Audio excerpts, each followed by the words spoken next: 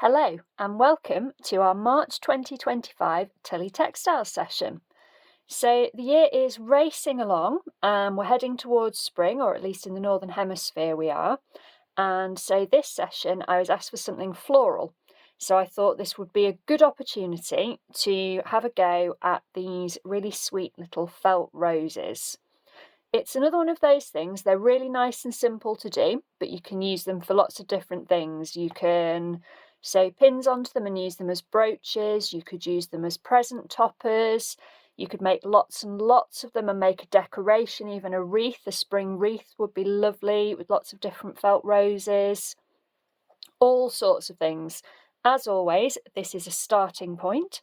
So for anyone new to Tullie Textiles is a monthly session run by myself, Delicate Stitches, for Tullie House Museum and Art Gallery in Carlisle. And we've been going for, I think, 10 years now, so quite a long time. And I've been making these videos for a while and I really hope you enjoy them. So we're going to start off by having a look at the materials we're going to need. Don't need masses of equipment for this. You're going to need a needle and thread, pair of scissors, some felt, and something circular to draw around. To be honest, you don't even need something circular to draw around because we're going to be making squircles, which is one of my favourite shapes, but it's quite helpful to have a template to start with. So just a few basic bits of kit, nothing complicated. So let's get cracking. I'm just going to make myself a little bit of space. Okay, so I'm going to start with this nice pale blue. And what I'm going to do, using my masking tape as a template, but you could use a cup. If you wanted to make a bigger one, you could use a small plate. It's quite a good idea to experiment with different sizes, see how that works out. And I'm just marking a circle. I'm using pen so that you can see what I'm doing. You might want to use something like a coloured pencil that won't show up as much and won't leave such a permanent mark. I want to show you what I'm doing, so I'm going to use a pen for mine.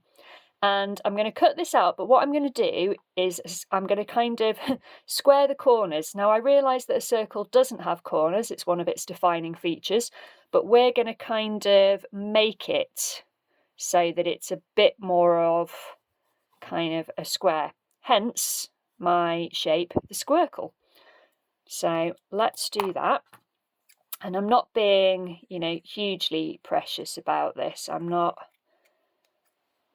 being kind of massively accurate. It's just to give that kind of nice squircle shape. And the reason we're doing this is it just helps give more of a shape to the petals.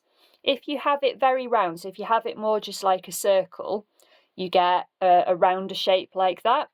But if you do this kind of squircle thing, then you end up with a bit more shape and definition, which is just quite interesting. And what we're going to do now is we're going to cut it into a spiral. Now I tend to do this freehand, but if you're not feeling confident, what you might want to do is start at one of your, I'm going to call them squarners because they're kind of squared off corners. Start at one of your squarners and just trace a spiral shape. Doesn't have to be very deep into your felt, and we're going to cut that. And you can see I haven't got loads of layers to my spiral. And again, when we're cutting, we're not worrying too much. The great thing about doing things like flowers is that because they're organic shapes, we've got a lot of room for manoeuvre, a lot of room for making it a bit quirky. So I've got my felt spiral, and you can see now why you probably don't want to use a pen when you're doing it. So I just did that so that you can see what I'm doing. And what we're going to do now is we're basically going to roll it up. Now at this point, I find it helpful to have my needle and thread ready. So I've just got some ordinary sewing cotton. You can match the colour to your felt, but it doesn't matter overly. And what I'm going to do, I'm going to start at the centre and I'm just going to start rolling that first bit. And when I've got a couple of rolls like that, what I'm going to do is I'm just going to start with my stitching. So I'm just basically at this point I'm just securing my thread. There we go. Then I'm gonna roll some more. So I've got my first few rolls. I'm going to just carry on rolling this spiral like so. So the bit of felt that we cut, basically we cut it into a wiggly string, and we're going, and then every now and then what I'm going to do is I'm just going to pause, and on the base of the flower I'm just going to take my needle through those spirals just to help hold things in place. You don't have to do it this way. You can wait until you've fully rolled your spiral. Squirrel? Can it be a squirrel if we did a squircle to start with? Maybe. There we go. That's up for debate. So you can fully roll your spiral, squirrel, whatever you want to call it, before you start stitching, but obviously that leaves you with quite a bit of sort of felt to play with, which is fine, which is why I tend to do a few stitches as I'm going along.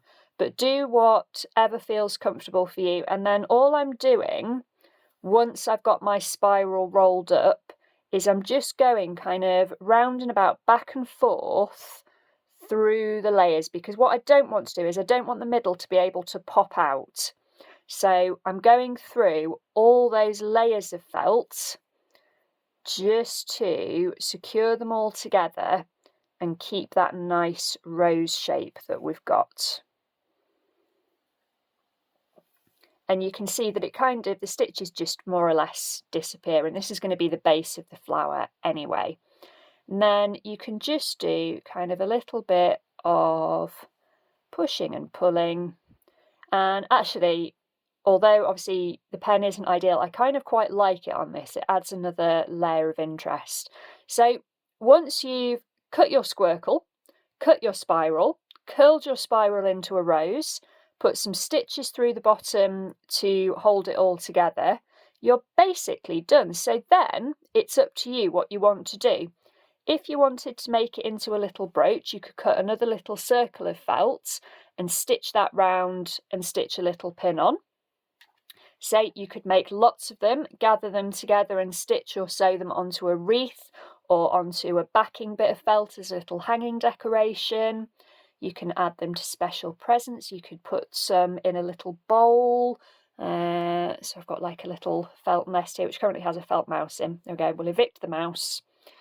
And you could arrange them in a little pot or a bowl. That would make a nice spring decoration. Whatever you want to do. As always, this is a starting point. It's to give you some ideas. So have fun, have a go, see how you get on. Any questions, feel free to ask. And if anyone's got any ideas for future Tullie Textiles sessions, do let me know. I'm always open to trying new things.